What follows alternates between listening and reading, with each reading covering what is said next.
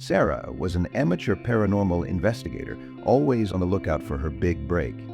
When she heard about the Shimmerwood Challenge, a dare to explore the forest said to be haunted, she saw it as her ticket to fame. With a flashlight in hand, her camera slung over her shoulder, and a live streaming setup ready to capture every moment, she set off into the woods on a fateful night.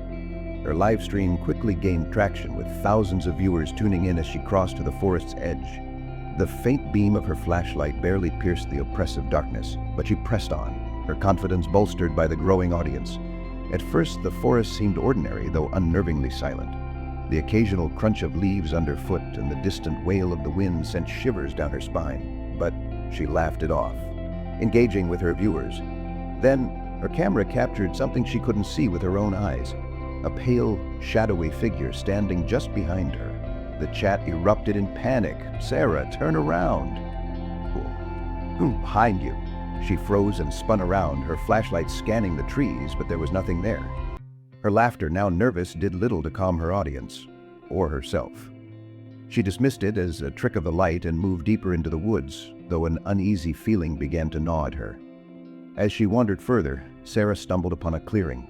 At its center stood an ancient stone altar, covered in moss and vines. Atop the altar lay an old mirror, its surface dusty yet reflective enough to show her face. Something about the mirror unsettled her, but she couldn't look away. That's when she noticed her reflection wasn't quite right. When she smiled, it frowned. When she tilted her head, it moved in the opposite direction, its motions jerky and unnatural. Her breath hitched as she stepped closer, trying to convince herself it was just her imagination. The reflection did something impossible. It stepped out of the mirror.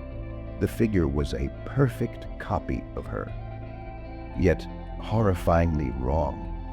Its eyes glowed hollow and white, and its voice, though similar to hers, was distorted like a corrupted recording. "You shouldn't have come," it whispered, the words echoing in the still night. Before Sarah could react, the doppelgänger lunged at her. The camera captured her scream before the live stream abruptly cut to static. The viewers, left in shock, noticed the chat still moving, but now, instead of their messages, strange, unrecognizable symbols began to flood the screen, as if typed by invisible hands.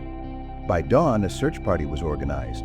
They found Sarah's flashlight, camera, and other gear abandoned near the forest's edge, but no trace of her. The authorities scoured the woods for weeks, but Sarah had vanished without a trace. Then, weeks later, something chilling happened. Her live stream mysteriously reappeared on their channel. It showed the forest at night, eerily quiet and still. Viewers claimed to see fleeting glimpses of Sarah's face in the shadows, her glowing, hollow eyes staring back at them. She would smile, but it wasn't her smile. It was the twisted grin of the thing that had stepped out of the mirror.